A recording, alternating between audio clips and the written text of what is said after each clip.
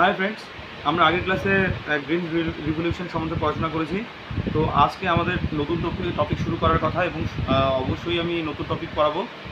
আর তার আগে চলো আমরা দেখে নিই আমরা ঠিক কোন জায়গাতে অবস্থিত, আরও কতটুকু দূর এগোতে হবে। আমরা এগ্রিকালচার টপিকের বা সাবজেক্ট চ্যাপ্টারের টোটাল 20টা মেজর টপিকের মধ্যে প্রথম 3টে বড় টপিক শেষ করে ফেলেছি। প্রথমে আসি আমরা ইন্ট্রোডাকশন, তারপর আমরা পড়েছি কি টার্মস ফর কি টার্মস রিলেটেড টু এগ্রিকালচার, তারপর পড়েছি current scenario of Indian agriculture. এই 3টে বড় টপিক শেষ।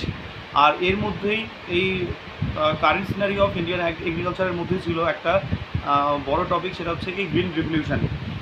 আচ্ছা, আজকের টপিকে আমরা করছি সেটা হচ্ছে হর্টিকালচার। তো আমরা তার মানে কি আমরা 4 নাম্বার বড় টপিকে আছি, মেজর টপিকে আছি, আরও আমাদেরকে 14-15টা বড় টপিক করতে হবে। তো হর্টিকালচারের টপিকটার মধ্যে আমরা কী কী করব?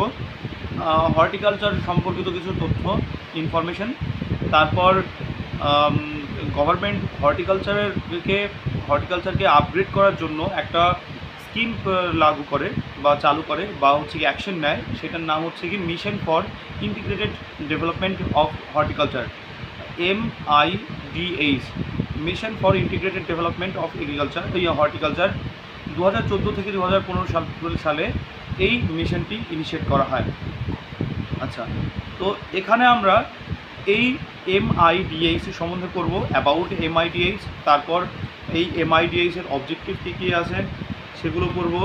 তারপর আমরা পড়ব যে স্ট্র্যাটেজিস ইনভলভড আন্ডার MIDH, মানে এই মিশনটাকে সাকসেস করার জন্য কী কী স্ট্র্যাটেজি গভর্নমেন্ট নিতে চলেছে। তারপর major intervention under MIDH till now, মানে কি এখনও পর্যন্ত MIDH কী কী কাজ করেছে। আর লাস্টে থাকছে যে চ্যালেঞ্জেস কী কী আসছে হর্টিকালচারকে আপগ্রেড করার পেছনে বা MIDH-কে লাগু করার পেছনে। তো প্রথমে আমরা আসছি যে হর্টিকালচার সম্পর্কিত কিছু তথ্য। কোন কোন সেক্টরকে হর্টিকালচার বলা হয় বা কোন কোন ক্রপগুলোকে কোন কোন ক্রপগুলো হর্টিকালচারের আন্ডারে আসে, সেটা হচ্ছে কি food crops, vegetable crops, flowers, ornamental crops, medicinal and aromatic crops, spices, coconut, ক্যাজু, কোকোয়া, প্ল্যান্টেশন ক্রপস এক্সেট্রা। এই গোটা এত পরিমাণ ক্রপস কিন্তু এই হর্টিকালচারের আন্ডারে আসে, ঠিক আছে। আর এছাড়াও রয়েছে মাশরুম, বাঁশ, তারপর বি কিপিং, এইসব কিছু আসছে হর্টিকালচারের আন্ডারে। আচ্ছা, এবার আসি যে এই হর্টিকালচারের উৎপাদনে বা হর্টিকালচার প্রোডাকশনের জন্য যে হাইয়েস্ট কন্ট্রিবিউশন রেখেছিল 2018-19 অর্থ বছরে ওয়েস্ট বেঙ্গল, তার ঠিক পরেই ছিল উত্তরপ্রদেশ, ঠিক আছে। এটা একটা ইম্পর্টেন্ট ইনফরমেশন যে আমাদের ওয়েস্ট বেঙ্গল হর্টিকালচারে অনেকটা বেশি এগিয়ে তো হবে নাই বা কেন। আমি পাঞ্জাবে গিয়ে কিন্তু যখন হোস্টেল খাওয়া দাওয়া করতাম তখন আমি শাক খাইনি, শাক আমি দেখিই নাই সেখানে। আমি ইভেন আমি IIT দিল্লিতেও যখন আমি গিয়েছিলাম সেখানেও আমি শাক সার্ভ করতে দেখিনি। আমি একমাত্র আইজার কলকাতা বা ওয়েস্ট বেঙ্গলেই কিন্তু আমি শাক সার্ভ করতে দেখেছি। আচ্ছা, এই ছিল অ্যাবাউট হর্টিকালচার প্রোডাকশন। আচ্ছা, এবার আসি আমরা যে গভর্নমেন্ট এই হর্টিকালচার প্রোডাকশনকে আপগ্রেড করার জন্য একটা মিশন কি যে নিয়েছে 2014-15 সাল থেকে, mission for integrated development of horticulture. প্রথমে আসি আমরা এই মিশনটার কী কী বলা আছে মিশনে, এর ফান্ডিং কোথা থেকে আসবে বা কী কী মিশন নেওয়া হয়েছে বুঝি আগে আমরা। আচ্ছা, এই মিশনটা সমস্ত ইন্ডিয়ার সমস্ত স্টেট এবং ইউনিয়ন টেরিটরি এর আন্ডারে আছে। যেসব প্রত্যেকটা স্টেটে 60% সেন্ট্রাল ফান্ডিং আসবে এবং 40% স্টেট ফান্ডিং করবে। এভাবে এই মিশনটাকে সাকসেস করতে হবে।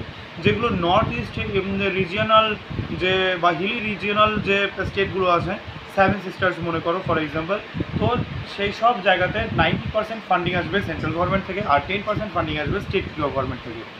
আর ফর ইউনিয়ন টেরিটরির জন্য 100% ফান্ডিং আসবে সেন্ট্রাল গভর্নমেন্ট থেকে।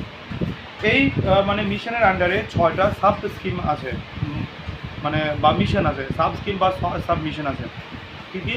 National horticulture mission, national horticulture board, national horticulture mission for north east and Himalayan board mission Himalayan board, central institute of horticulture Nagaland, আর হচ্ছে কোকোনাট ডেভেলপমেন্ট বোর্ড।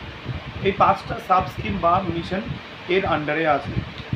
আচ্ছা, তাহলে আমরা কী পড়লাম? আমরা পড়লাম অ্যাবাউট হর্টিকালচার সেক্টর, তারপর হচ্ছে কি যে গভর্নমেন্ট দ্বারা ইনিশিয়েটিভ যে MIDH স্কিম বা মিশন। এরপর আমরা পড়লাম মানে এই আন্ডারে আমরা পড়লাম অ্যাবাউট MIDH। এবার আমরা মেজর অবজেক্টিভ পড়বো MIDH এর। আচ্ছা, এটার মিশনটাই হচ্ছে কি যে হলিস্টিক গ্রোথ, তারপর ফার্মারদেরকে এনকারেজ করা যে তারা যেন ফার্মার্স প্রডিউসার্স কোম্পানি তৈরি করে বা FPOs তৈরি করে বা FIGs তৈরি করে।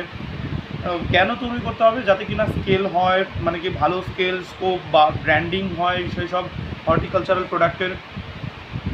তারপরে মানে কি যে প্রোডাকশন এবং প্রফিটে যেন ইনক্রিজ হয়, তারপর সঙ্গে লেন্ডিংয়ের সুবিধাও যেন থাকে, এই সব কিছু যেন মানে এই MIDH এর আন্ডারে আসে।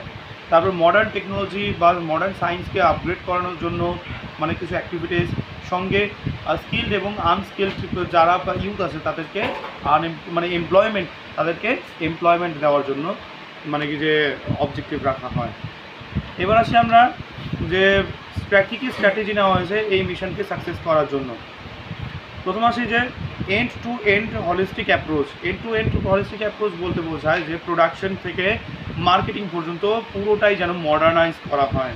হ্যাঁ, তারপর R&D ডিপার্টমেন্টকে খুব স্ট্রং করার কথা বলা হয়, মানে মিশন রাখা হয়, মানে রিসার্চ অ্যান্ড ডেভেলপমেন্ট টেকনোলজিস যেন রাখা হয়। তারপর ক্রপ ডাইভার্সিফিকেশন যেন করা হয়, বিভিন্ন রকমের অনেক বিচিত্র রকমের ক্রপ যেন এর আন্ডারে আসে এবং সেটা যেন ফসল ফলানো হয়। তারপর যে পার্টনারশিপ ব্যবস্থা যেন খুব ভালো হয় বিভিন্ন ট্রেডারদের মধ্যে বা ব্যবসায়ীদের মধ্যে বা স্টেক হোল্ডারদের জন্য পার্টনার ফার্মারদের মধ্যে, যাতে কি না ঐক্যবদ্ধভাবে এই সেক্টরকে আপগ্রেড করানো যায়। এবার আসি আমরা যে আর সঙ্গে ক্যাপাসিটি বিল্ডিং এবং HR ডেভেলপমেন্ট, এগুলো তো সঙ্গে থাকছে। এবার আসি আমরা যে কী কী মানে MIDH কী মানে মেজর কাজ অলরেডি করে ফেলেছে। আচ্ছা, ইন্টিগ্রেটেড নিউট্রিয়েন্ট যে ম্যানেজমেন্ট এবং ইন্টিগ্রেটেড পেস্ট ম্যানেজমেন্ট করেছে, যে ফল উৎপাদন করা বা সবজি উৎপাদন করার জন্য মানে কি একটা পার্টিকুলার রোগের জন্য পার্টিকুলার মানে নিউট্রিয়েন্ট দেওয়া বা particular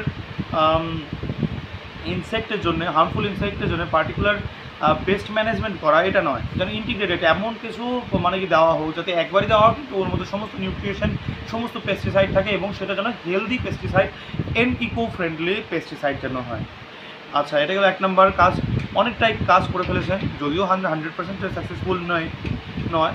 post harvest management, harvest করা শেষে এবার হারভেস্ট মানে ম্যানেজমেন্ট করতে হবে, কোল্ড স্টোরেজ জানতে হবে, মার্কেটিং ইনফ্রাস্ট্রাকচার যেন ভালো হয়। হ্যাঁ, তারপর হচ্ছে কি যে প্রোটেক্টেড কাল্টিভেশন করা, এটা কিন্তু অলরেডি MIDH করে ফেলেছে। পলি হাউস টেকনোলজি বা গ্রিন হাউসের টেকনোলজি, এগুলোকে সাকসেস করা, অনেক জায়গাতেই এইসব কাজ করা শেষ।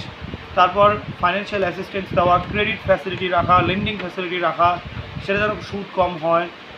রিজুভিনেশন করা, পুরনো যে সেক্টরটা সেটা খারাপ হয়ে গেছিলো, মানে কি যে এদের